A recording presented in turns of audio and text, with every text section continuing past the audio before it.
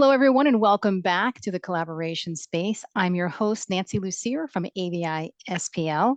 And today we're going to be talking about LED technology and LED video walls. And to help me do that today, joining me is Marc Lemieux from Christie. How are you, Marc? Great, Nancy. Good to be with you today here. Appreciate you stopping by. And I know, Marc, we chatted a little bit before we started today's call, and we talked about there's a lot going on with LED and a lot of choices out there. Can you kick us off by kind of demystifying LED and tell us a little bit about what we need to know and what are the differences in some of the types of LEDs available? Yeah, where do I start? So I guess I'll start at the beginning. I mean, LED is quite an old technology. The first LED was invented back in 1962. That was a red LED at the time. Back then, there were no such thing as LED displays on the market. And about the 90s, early 90s is when we started to see some primitive displays that were basically monochrome. And then around that same time period, then you started to see not only red LEDs, but green and blue. And then there were some, basically what you started to see was full color displays, but they didn't have the fidelity of today's displays by any means. Typically, you would see these like in large billboards on the side of the highways, maybe scoreboards in stadiums and that kind of thing. But really, it was quite primitive at the time. And I've been around long enough to have experienced that, so I do remember what you're talking about, and it's quite a change what we have today. Right. So it's really the advent of the LED itself, the technology evolving over time that made today's LED displays, direct view LED displays possible. Going back to the original displays that you saw, it was based on a different type of LED technology called DIP or DIP, dual inline package. And these LEDs typically, you had one for each color, and they're quite large. The LEDs were probably about a square centimeter in area, and pixel pitch was pretty coarse, probably about 10 centimeters. Because you're used to seeing these at pretty large sizes and at a far distance. But in the last, say, decade, 2 decades, there's been a lot of advancements on the LED front. And now we have surface mount technology that enables tricolor LEDs, which allow you to make displays that are much smaller with much higher density. And that's really what you're seeing with the high-end displays that you see in like some of the high-end shopping malls. But you're starting to see these in high-end applications like control rooms, digital signage, museums, corporate spaces, lobbies, that kind of thing. So when you say higher density, is that better resolution? Typically, yes. It's kind of unlike an LCD panel that's a fixed resolution. LED displays are a bit more flexible. They can be built in different sizes or shapes, basically to fill your space. And that's one of the unique advantages of LED against other display technologies. So if I'm in the market for LED today, can you maybe give me some of the highlights of what I should look for? Because it sounds like there's a lot of choices and a lot of things that I can compare. Yeah, I mean, it really depends on the end application. I mean, LEDs are used in very different spaces. I think what people are used to seeing is the LEDs that are probably more outdoors or large venue displays, even backdrops for like concerts, that kind of thing. You're starting to see them replace projectors. You see them rental staging events, and in the last 10 years, you're starting to see them pop up in more retail spaces where you can get close up and personal with them. And this is enabled by, again, advances in the LED technology itself, allowing LEDs to become pretty small so they can be spaced out pretty close together. In the case of like a UHD display, we have 8 million roughly LEDs that form that display, and that's actually what you look at. That forms the image plane of the display. So it's a pretty crazy technology, really, how it's evolved. So LEDs are pretty small if I'm looking at millions of them. Yeah, I mean, they started at about, let's say, 1 square centimeter, and they can get down to like packaged LEDs that are tricolor can get down as small as 0.3 millimeters in size. And then there's even smaller than that where you get at the chip level, and that's called chip on board or COB. And you're starting to see that technology emerge as well. And that's allowing for much higher density displays. So you could have that same 4K display, but in a much smaller sort of size. So whether I'm outside or inside could make a difference. And I'm guessing how far away my viewers are going to be from the display as well could play a part in that. That's right. Typically, we refer to pixel pitch as one of the criteria when you're selecting a display, because you're actually paying for every single pixel on the display. You don't want to buy a display where you can't resolve the pixel. So I think it's always important to know how your display is going to be used, what viewing distance, how large, And then there's other considerations like what ambient light environment are you going to be in.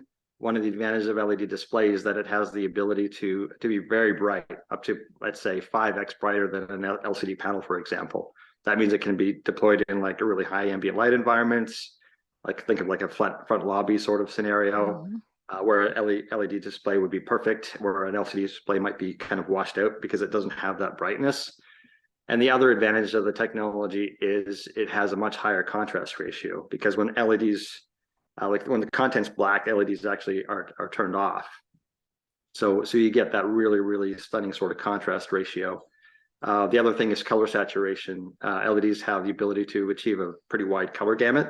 In fact, even well above the DCI P3 spec. So your colors look really vivid and saturated, and that gives for like an impactful display. So if I'm shopping for an LED, I'm thinking about, okay, how am I going to get it installed? And then if it needs service, how do I service it? So how does that come into play with choosing the right LED for me? Yeah, I mean, that's where it becomes really confusing, because there's a lot of different solutions in the market. And one thing to look for sure is the mechanical design of the display. Typically, these are modular displays that are sort of built up in pieces. In the case of our microtiles, our building block's pretty small. So that allows you to do sort of more creative shapes and sizes, and you can do curves, convex, concave, and corners, where some displays are more, designed to be flat and more, traditional rectangular displays. But the smaller the building block, I guess it gives you the more flexibility to do the more creative shapes. I guess one of the challenges is when you're basically building a modular display to hold all of the modules together at the right sort of tolerance or accuracy. Otherwise, you can end up with seeing seams in your image, right? And one of the advantages of an LED display is it's supposed to be a seamless experience. Mm-hmm. So, Yep. one thing to consider is thermal expansion. Some of these LED displays tend to get pretty hot depending on the design. And under thermal expansion, things can kind of move around in position. So it's always important to choose a display that's going to be efficient, and that's designed well from a thermal management standpoint, so that the day one you install your display, it kind of has that same appearance the year after, or 10 years after, in fact. I mean, because these things really are inherently reliable. Mm-hmm. It's solid state technology. The lifespan on these LEDs is the specification is about 100,000 hours to half brightness. So it's a big investment, but I mean, these things are designed to last a long amount of time. And you mentioned, the heat that can be generated. So that's making me think, okay, I might run this for hours a day or even 24 hours a day. So it sounds like energy efficiency is something I should look at. Absolutely. Yep. What if I, work for a government agency? I'm thinking there's different specifications and different certifications that I need. Can you talk a little bit about that? Yeah, so one of the certifications or regulations that's important is for U.S. government, for example, they require TAA compliance. So that means that the products need to be built in North America. So that's something that Christie, as a company, we offer with our high-end microtiles line, and we've been quite successful in that space, actually. So Wonderful. that's Yeah. And I know if I Google LED, if I'm shopping or I'm searching a lot of things, I see a lot of articles comparing LED and LCD. So yeah. why would you choose LED over LCD or something else? Yeah, good question. So, I mean, LCDs have been used for quite a long time as well. Even tileable LCD panels, they're pretty popular in the market. The disadvantage with LCD is that it's not seamless. You always have essentially a bezel between the panels, and that's okay for some applications, but others it's not. So LED really gives you that seamless experience on your video wall. It also has the ability to be much brighter, and it has a much higher contrast ratio, and can be built in any sort of size or shape as well. Sounds good. So we've talked about where we are. How about we talk a little bit about what you're hearing and what Christie's doing? Where are we going? What are the trends? What's next? What's for the future for LED? Yeah, so I mean, the technology, it changes quickly. One thing that's a bit unique about microtiles, which is our homegrown product, is that it's designed as a platform. We designed it this way with the intention that it would evolve as the LED technology evolves. And that's exactly what's happened. We launched in 2019 with a 1.25. regular SMD and 1.5. And now we've just launched a 0.75 based on mini LED technology, flip chip that's coming cathode that's basically half of the power at a much tighter pixel pitch that allows you to have twice the brightness. So that's just an example of the technology evolution and how we can leverage that. So I think one important consideration is the idea of having a platform that you can keep and you can upgrade it over time, right? We're seeing further advancements in technology on the LED side as well. You've probably heard about micro LED. I think that's still probably 3 years out, but I believe that will be the future. You hear of COG, chip on glass.